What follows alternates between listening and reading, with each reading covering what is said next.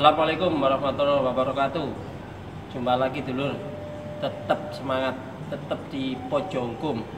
Begini dulur, ada pertanyaan gini dulur. Bagaimana hak asuh anak dari hasil perceraian? Ya. Bagaimana hak asuh anak dari hasil perceraian? Itu saya singkat seperti itu pertanyaannya. Sebenarnya pertanyaan ini panjang sekali. Ke saya ini pertanyaannya bagaimana hak asuh anak, perkawinan saya beda agama, sedangkan saya dengan situasi kondisi saat itu saya melakukan perceraian. Namun kurang spesifik pertanyaan tersebut.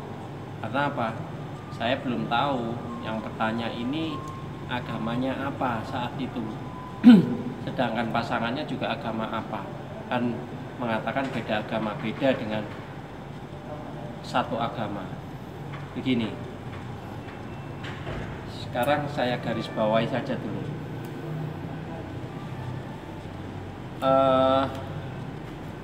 Untuk proses perceraian biasanya kan sudah saya sebutkan episode yang lalu-lalu dulu ya, yang episode pojok hukum yang awal-awal dulu, terutama tentang adanya syarat cerai untuk agama Islam, syarat cerai untuk agama non-muslim, terus apa aja yang harus dipenuhi, hak-hak apa saja yang harus dipenuhi oleh perceraian agama muslim, terus apa aja syarat-syaratnya dan lain sebagainya. Nanti dulur bisa lihat di episode yang lalu di pojok hukum. Jadi untuk pertanyaan hak asuh anak dari hasil perkawinan, ya, hak asuh anak dari hasil perkawinan itu kita harus lihat dulu. Perkawinan itu kalau yang ditanyakan ke saya, yang masuk ke saya itu anak, hak asuh anak dari hasil perkawinan yang beda agama. Sebenarnya begini dulu, kalau beda agama, saya kira tidak ada perkawinan di Indonesia ini yang menyangkut beda agama.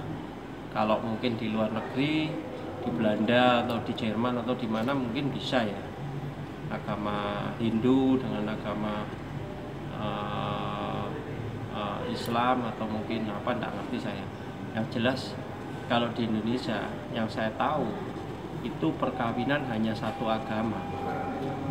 Kalau itu mau balik ke agama awal, contohnya begini. A, seorang laki-laki beragama muslim menikah dengan seorang B yang beragama non-muslim. Anggap aja non-muslim, nggak tahu Hindu, Kristen Protestan atau Buddha apa, nggak tahu saya. Nah, yang jelas dia menikah dengan B yang beragama non-muslim. Terus saya kira perkawinan akan ditolak oleh pegawai pencatatan nikah, terutama pernikahan yang mengarah ke Islam, Muslim.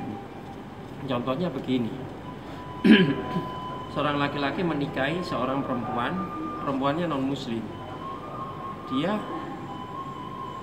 mengajukan permohonan pernikahan itu N1 N2 ke pegawai pencatatan nikah yang notabene adalah muslim.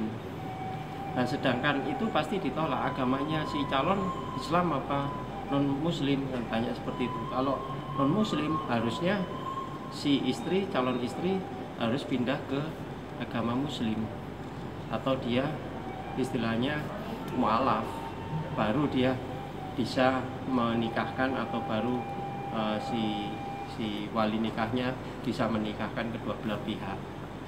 Karena apa?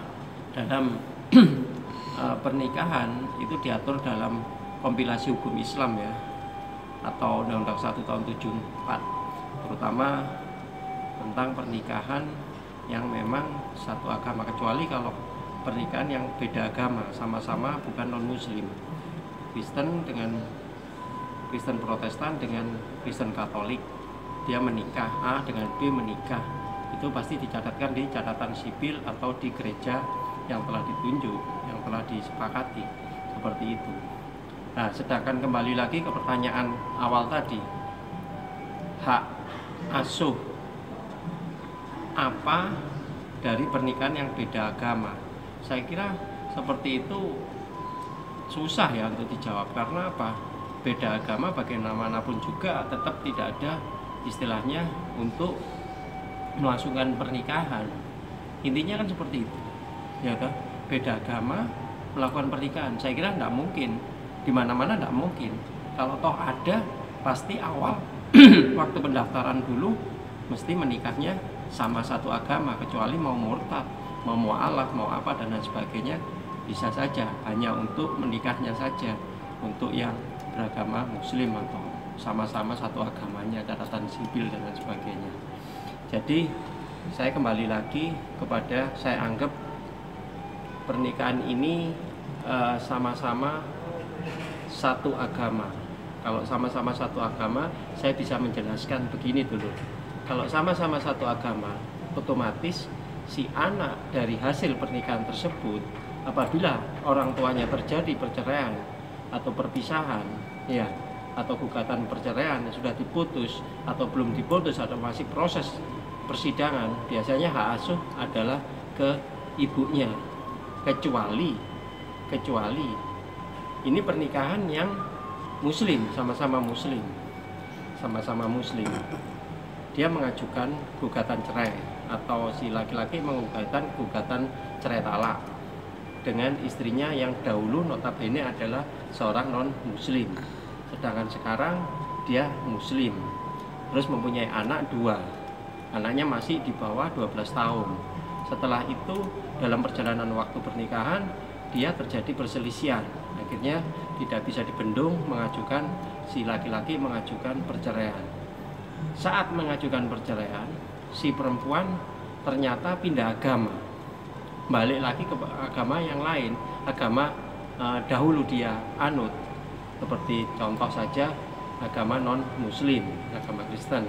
Nah, saya kira hak asuh anak pasti akan kembali kepada bapaknya, walaupun anak itu di bawah 12 tahun. Karena dalam kompilasi hukum Islam disebutkan bahwa anak yang mumayyiz, anak yang di bawah 12 tahun, haknya adalah kepada ibunya. Namun kenyataannya si ibu ini notabene adalah pindah agama, jadi haknya kembali lagi kepada bapaknya. Dalam hal ini yang dimaksud dengan hak anak, hak asuh, itu memang hak asuh itu hak yang melekat, ya, melekat pengasuhan itu kepada ibunya. Namun hak untuk pemberian nafkah lahir, nafkah makan, memberikan pendidikan, biaya pendidikan sampai anak itu benar-benar dewasa. Yang dimaksud dewasa, anak itu sampai benar-benar mandiri kelak atau menikah. Jadi seperti itu. Jadi pertanyaan yang masuk ke saya ini kurang spesifik. Kalau saya katakan tidak ada pernikahan yang beda agama, pasti pernikahan yang satu agama, kecuali kalau dia pindah agama dalam proses pernikahan tersebut atau balik ke agama asalnya, dulu agama non muslim dengan muslim atau dan lain sebagainya, atau dikatakan dalam catatan sipil dia dulu sama-sama Kristen dua-duanya, setelah itu dia pindah ke agama muslim.